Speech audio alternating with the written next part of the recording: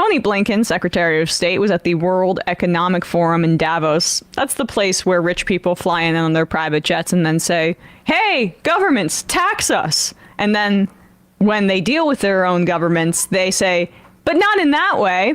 If you look at Ken Klippenstein's coverage of it last year, it was a lot of how do we get these people to stop quiet quitting? And maybe it's things like we can, instead of emails, we can send them video messages so they can see our affect. And it's like, okay, CEOs, this is why you get.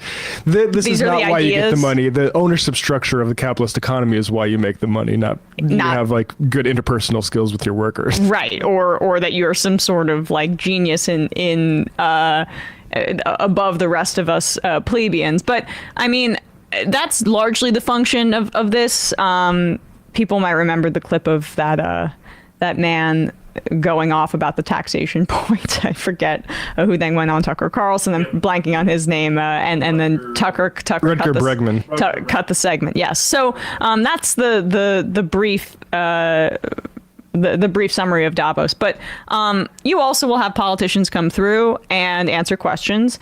And Blinken did amid a tumultuous time for his tenure as Secretary of State, to say the least. He spoke with the one and only suck on that, Thomas Friedman. Suck on this, Thomas Friedman. Suck on this is, excuse me. And Thomas Friedman, generally, you know, he's a terrible person and insufferable, but this is a good question at the very least. No follow-up, though. Let's hear what Tony Blinken has to say when Thomas Friedman asks him if Jewish lives, aka Israeli lives, matter more than Palestinian lives. And Blinken's response is not compatible with the facts. As you I'm sure felt during your hearing your conversations, and I've felt it a lot, and this will be my last question on the Middle East. One of the things you hear so often from people, given the high civilian casualties in Gaza, is does the United States, do Jewish lives matter more than Palestinian and Muslim lives, and Muslim, Palestinian Christian lives, given the incredible asymmetry in casualties? And I've been asked that. I want to give you a chance to respond to that. No. Period. Act like it. For me, I think for so many of us, what we're seeing every single day in Gaza is gut-wrenching. And the suffering we're seeing among innocent men, women, and children breaks my heart. The question is, what is to be done? We've made judgments about how we thought we could be most effective in trying to shape this in ways to get more humanitarian assistance to people, to get better protections and minimize civilian casualties. Okay, can you pause it for a sec? It's just, I tried, but had to come up for air at a certain point. The humanitarian assistance, there's a few things I don't want to hear anymore. I don't want to hear this call to war. You don't want to call it a genocide right now until the ICJ comes back or until enough people have died for you to make that determination. That's okay. It's not a war. It's a slaughter, one-sidedly so. The other thing I don't want to hear anymore is about humanitarian assistance because Israel controls Gaza's borders, land and sea, and they control what comes in and what comes out. And this has now been reported in the New York Times, okay, that the aid trucks that are coming in are getting basically taken apart by IDF soldiers, inspected, and if there's like I read about an example about tent poles because tents were included in some of these trucks, but that could be used for a bomb. Turn the whole truck around. They're deliberately preventing aid from coming in. So starving people. And they're starving people to death. That is the point. And what alleviates the humanitarian disaster is stopping the bombing, the mass killing, the bombing that destroys hospitals, the bombing that destroys water infrastructure, electricity, the ability for internet access to be accessible, or the internet to be accessible for people in Gaza to get the word out. It's been 7 days of this blackout. And the U.S. government's just like, we're concerned about that. Israel, could you not? Could you not? That's what's called a fig leaf. It's insulting. It's not meant to be serious. It's just meant to keep it moving. And the passive language about how it's gut-wrenching. Like, this is not a typhoon. This is not an earthquake.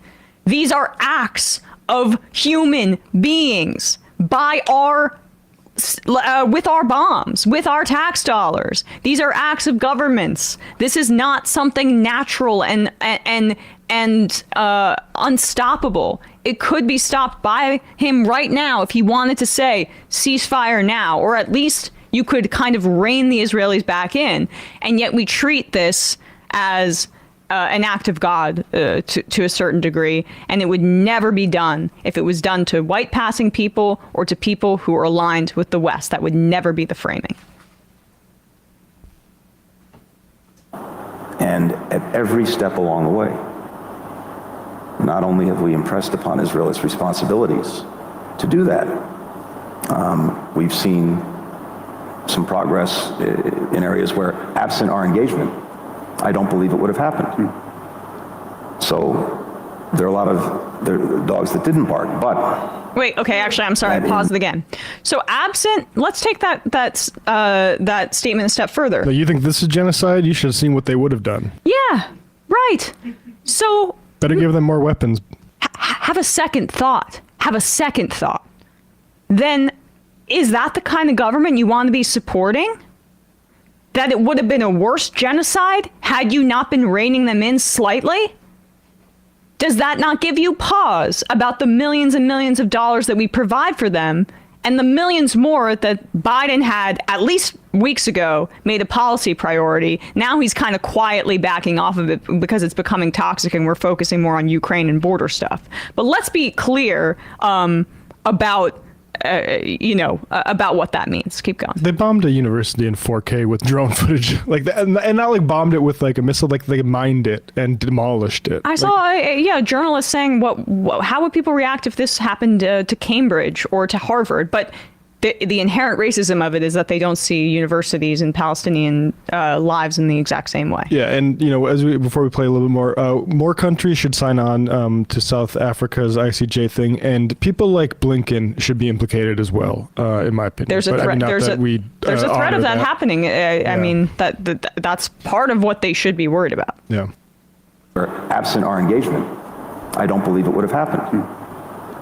So there are a lot of dogs that didn't bark, but that in no way, shape, or form takes away from the tragedy that we've seen and continue to see. It's why we're at it relentlessly every single day. It's not a tragedy. It's slaughter. All I can tell you, Tom, is just on a purely human level. Not the level I care about. It's devastating, but it reinforces the conviction and the commitment to do two things. When are we going to get to October 7th? In this moment, using our best judgment. And of course, we could be wrong about the judgments we're making. But to try to make a difference in the day in, day out. But it also reinforces... I hate when politicians start talking like athletes in a post-game press conference. Like day in, day out, we're just giving it 110%. No, you are giving arms to the people that you are saying would be doing more slaughter than even the slaughter we're seeing, or dogs not barking or whatever the hell, dogs not killing Palestinian kids, maybe. Like, we're doing our best. We studied hard for the test, and sometimes you can't get an A+.